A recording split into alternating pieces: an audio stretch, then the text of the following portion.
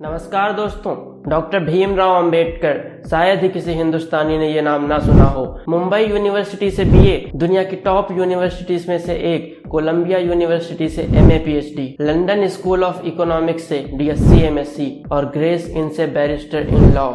ऐसी ही 32 डिग्रियां और 9 भाषाओं में बात करने में सक्षम बाबा साहब को ये सब हासिल करने में इतनी मुश्किलों का सामना करना पड़ा कि उनकी जगह पे शायद कोई और इंसान होता तो वो छोड़ के चला गया होता सब कुछ।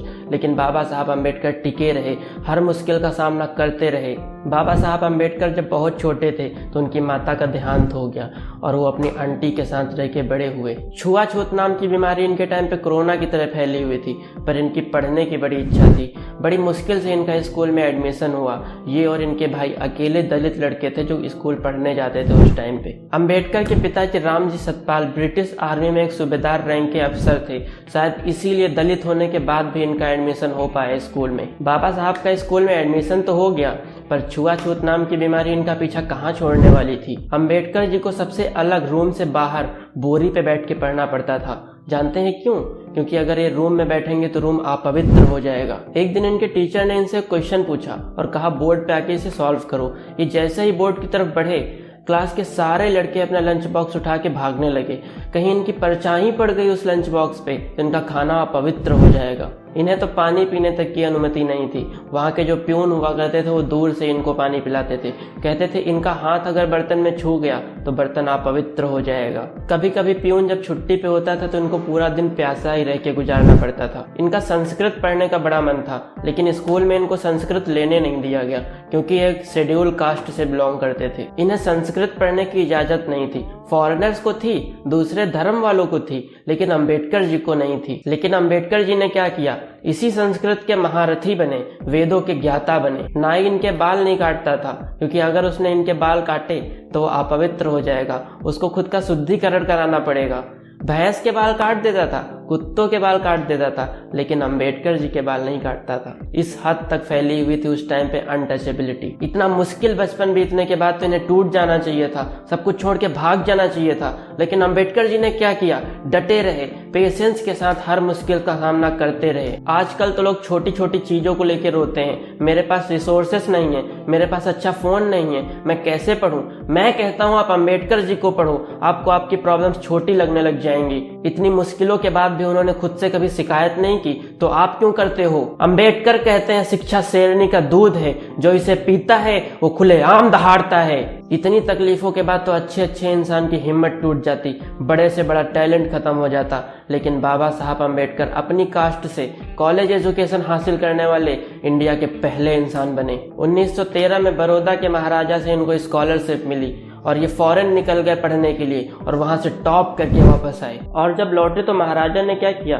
बाबा साहब को बड़ौदा स्टेट असेंबली का मेंबर बना दिया। आज की डेट में पीसीएस ऑफिसर समझ लीजिए। पर छुआछूत इनका पीछा कहाँ छोड़ने वाली थी। वहां का प्यून भी इनको फाइल देने आता था तो दूर से ही फेंक के फाइल देता था, पास नहीं आता था। कहता था तुम आज अधिकारी बन गए हो तो क्या हुआ, हो तो एक छोटी जाति के ही। बड़ौदा में इनको कहीं पे रहने के लिए घर नहीं मिल रहा था। इनकी जाति की वजह से इनको घर देने के लिए कोई तैयार नहीं था।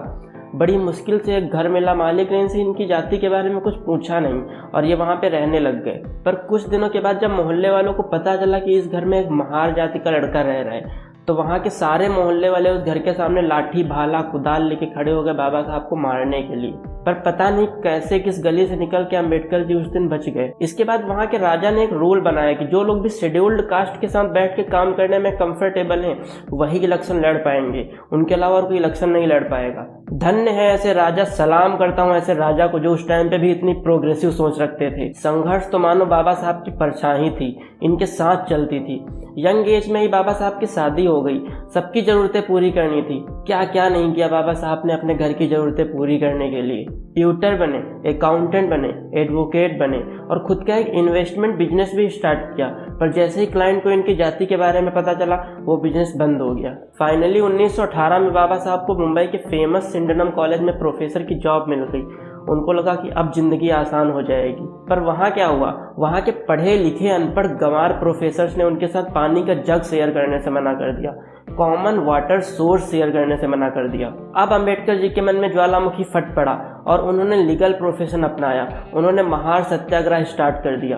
अब तक कि देश आज़ाद हो चुका था और बारी आई थी भारत का कॉन्स्टिट्यूशन, संविधान लिखने की। नेहरू जी और पटेल जी ने मिलकर निर्णय लिया कि दुनिया के बड़े बड़े कॉन्स्टिट्यूशन एक्सपर्ट्स को बुलाया जाए। पर यह बात जब उन्होंने गांधी जी से बताई तो गांधी जी ने उनसे कहा कि अपने देश में इतना बड़ा लीगल एक्सपर्ट है, इतना बड़ा विद्वान हमारे देश में है, तो हमें बाहर से बुलाने की किसी को क्या जरूरत है। अगर अंबेडकर जी भारत का कॉन्स्टिट्यूशन लिखेंगे तो इससे गौरवशाली बात क्या होगी। और वहीं पे अंबेडकर जी को कॉन्स्टिट्यूशन बनाने के लिए ड्राफ्टिंग कमेटी का चेयरमैन घोषित कर दिया गया। अंबेडकर जी के नेतृत्व में 2 साल 11 महीने और 18 दिन की कड़ी मेहनत के बाद दुनिया का सबसे बड़ा कॉन्स्टिट्यूशन बनके तैयार हो गया। इतनी कड़ी मेहनत के बाद हमारे हाथ में वो कॉन्स्टिट्यूशन आया जो हमें सुपर पावरफुल बनाता है, हमें राइट्स देता है। और वो भी कैसे कैसे rights, freedom of speech, freedom of religion, right to vote for all citizens, ऐसे ही कई सारे राइट्स। इसीलिए अंबेडकर जी को फादर ऑफ कॉन्स्टिट्यूशन कहा जाता है। इस अनटचेबिलिटी की वजह से बाबा साहब ने एक दिन निर्णय लिया कि अब वो बौद्ध धर्म अपना लेंगे।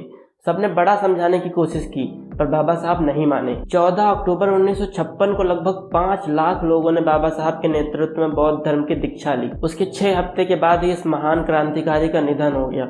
लेकिन ऐसे लोग मरते कहाँ हैं, ऐसे लोग तो अमर हो जाते हैं लोगों के दिलों में। और आज मैं सभी दोस्तों से कहना चाहता हूँ कि 1% भी जाति पाति, ऊंच नीच, रंग, भाषा, बोली दिमाग में है तो आग लगा दीजिए, निकाल के फेंक दीजिए और सिर्फ एक शब्द रहना चाहिए दिमाग में, इंडियन, इंडियन और सिर्फ इंडियन। मिलते हैं आपसे अगली वीडियो में। इस वीडियो को एक लाइक जरूर कर देना और चैनल को सब्सक्राइब करना मत भूलिएगा। प्लीज़ चैनल को सब्सक्राइब जरूर कर देना। तब तक के लिए जय हिंद, जय भारत।